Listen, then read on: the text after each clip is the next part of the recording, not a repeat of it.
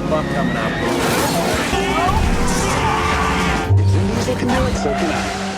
Hi, my name's Wyatt Knox. Wyatt Knox is an American rally champion. And today I'm breaking down more clips from movies and TV about driving. All-wheel drive car control, Baby Driver.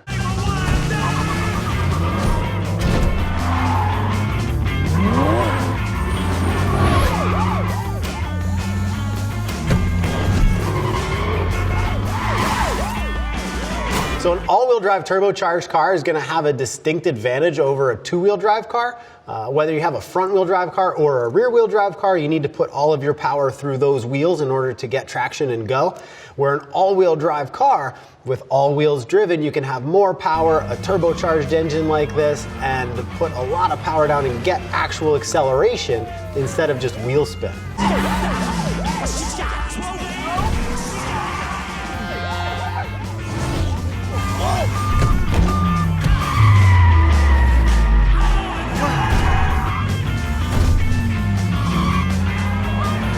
It's also really nice to see that they've got a lot of the kind of clips to foot and hands and things inside the car pretty spot on in this. I mean, the driving is highly exaggerated. If you were, running away from a bank robbery, you're not just going to be chucking it this sideways. But for the sake of what it is, it's on point. Corkscrew jump, the man with the golden gun. You're not thinking that. I sure am, boy. Never heard of Evel Knievel.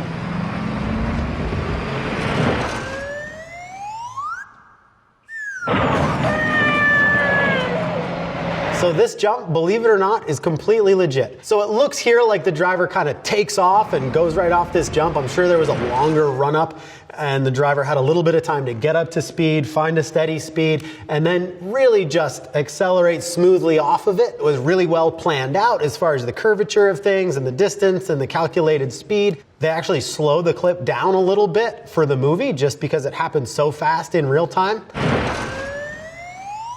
Add a little slide whistle over it, and it's good to go. I've never done that before. Neither have I, actually. Car chase through San Francisco. Bullet.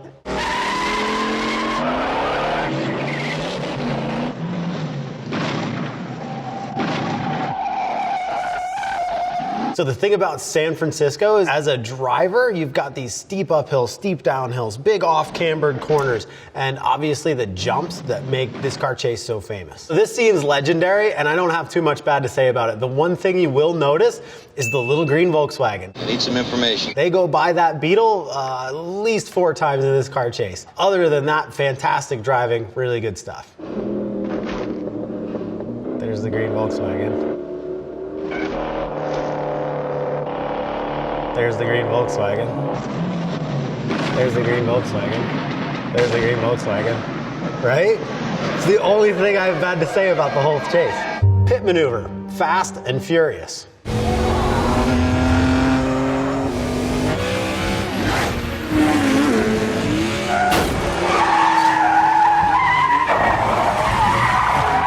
In any sort of normal form of motorsport, this would be taking your license away and you'd be black flagged forever. You can't be good for business. Yeah, well, that depends on how you look at things.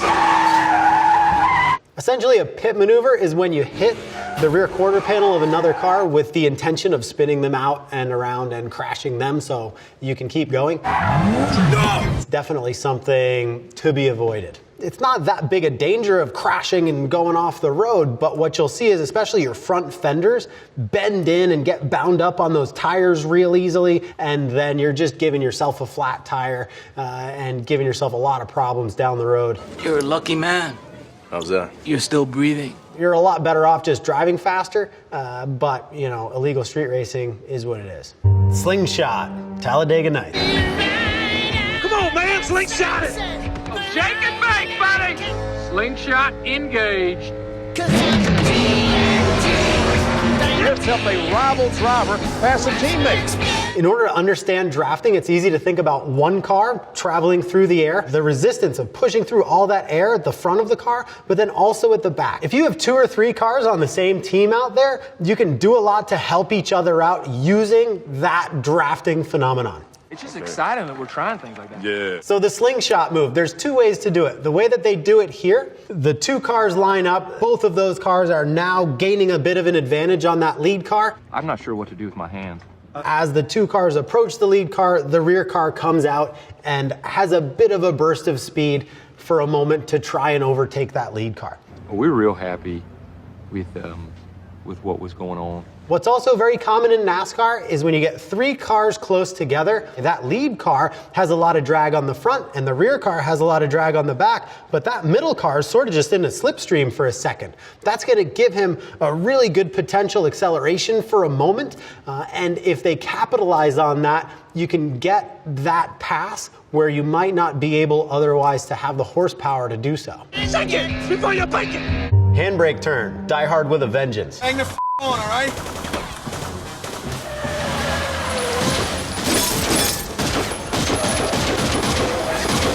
I mean, it's pretty good. It's conceivable that with enough speed, if you did a handbrake turn on a wet paved road like that, you could get the car to do a 360. I'm no expert on, shooting out the window left-handed while you were trying to pull it off, but you would definitely want to get rid of any ABS, stability control, traction control, and that kind of stuff. If you try that in a modern car with the ABS still active and that kind of thing, it's just not going to work. What the happened? You got a AAA card? Handbrake turn, vacation. Hang on!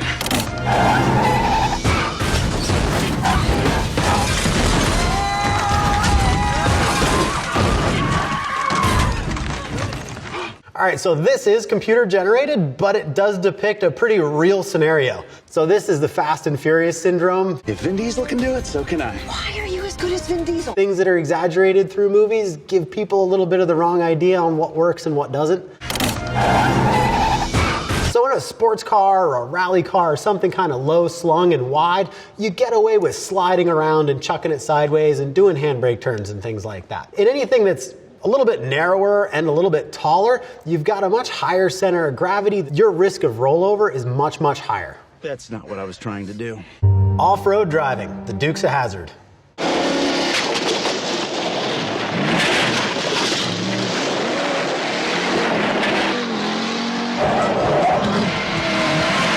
High-speed driving on some of these rougher surfaces like they're doing here with the old Charger. The main risk is going to be flat tires, broken suspension parts, and definitely damaging kind of the soft underbelly of your car and your tires. Well, I guess we only got one choice. There are definitely measures that you can take to protect, skid plates underneath the car, heavy-duty suspension, heavy-duty tires, maybe a little extra air pressure. It's all real driving back then, and honestly, it's really pretty good. Car chase, Ronin.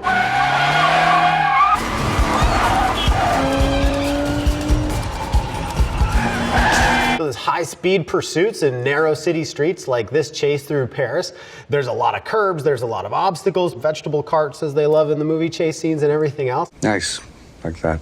My kind of job. The biggest key is really just always looking for your opening and your window and your gap and your spot where you can fit the car. Why? It's your human instinct a lot of times to be looking at the pedestrian and the vegetable car. Go to what you know. Just like skiing or mountain biking or anything else, if you look at the bad things, you hit the bad things. You look in the good places, you go in the good places. Car chase through a mall, the Blues Brothers. You got us into this parking lot, pal. Now you get us out.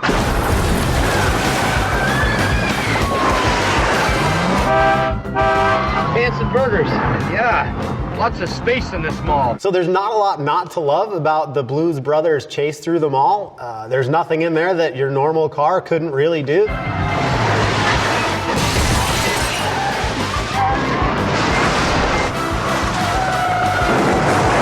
They drove through a lot of glass, so you might get a flat tire, but there wasn't really, computer stuff back then to really fake anything with. Looks like a lot of fun. Why don't you offer some constructive criticism? They should have put their seatbelts on. That's all I'm going to say about that one. Burnout, the Transporter.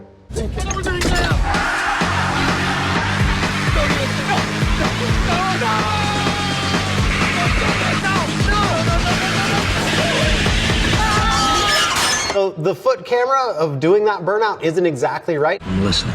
In order to do that burnout, you'd either need to rev the engine, dump the clutch, and quickly left foot brake. Be specific.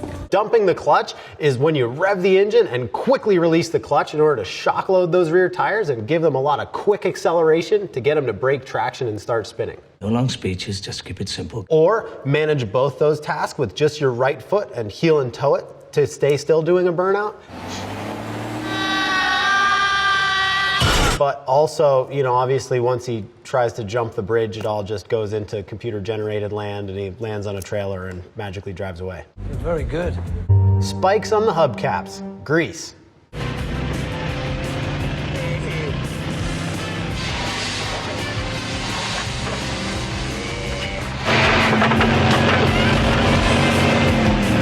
The idea of putting spikes on your hubcaps to try and get into someone else's bodywork and their wheels and tires and disable their vehicle, well, it's sort of bad sportsmanship, I suppose. Yeah, so? What you find, though, is that he only mounted them kind of to his hubcaps, and so when they really needed them, they kind of fell off. And you probably wouldn't want to make it out of aluminum, like you see this one is going to crack and break apart pretty easily. You probably want to use some high-strength steel, bolted through your lug nuts. You'd have some useful wheel spikes. Horsepower, the fate of the furious. You gotta have about 2,000 horsepower in that thing. Try 3,000.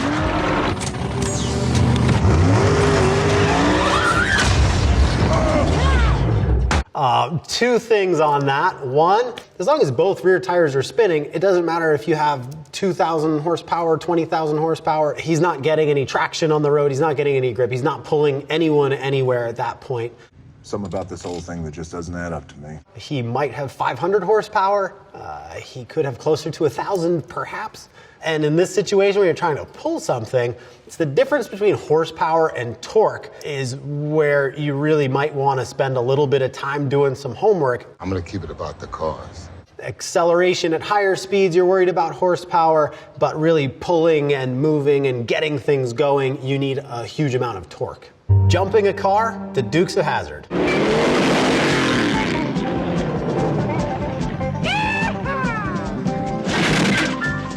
One of the mainstays of the old Dukes of Hazzard were these massive car jumps, 30, 40 feet in the air, and everybody lands and drives away like they're fine.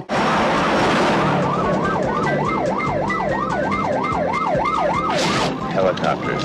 I need helicopters. Jumping a car is just like jumping anything else. What you need is a pretty smooth takeoff and then a nice smooth downhill landing. Right before they go off the jump, the driver takes his hands off the wheel and puts one sort of like in the middle of the wheel like this. Something you never really want to do. Good hand position always, especially in that situation. Sure going to be a pleasure to work with a real professional, eh? Yeah. But you definitely want to be at the right angle on the takeoff, on the throttle, with a nice smooth landing on the way out in order to accomplish that successfully with a car. Crashing a car, Spectre. So he drives off a little jump in an Aston Martin and rips the entire top off another car without doing any damage to his. Completely fake. So in almost every vehicle in the world, you've got A, B, and C pillars. Your A pillars are the pillars on either side of your windshield, those strong metal bars that go up and support the roof. By your doors, you've got the B pillars, kind of on your shoulder length. Those are the B pillars. And the C pillars, if you have them, if you've got, not a really small car, would be in the back. Again, those rearmost pillars that support the roof structure. Those A, B, and C pillars are some of the strongest points of your car, so that if your car's in a rollover, it doesn't just crumple. The idea of an Aston Martin cruising through there with his bumper cover still intact is not realistic. Driving down the stairs, the Bourne Identity.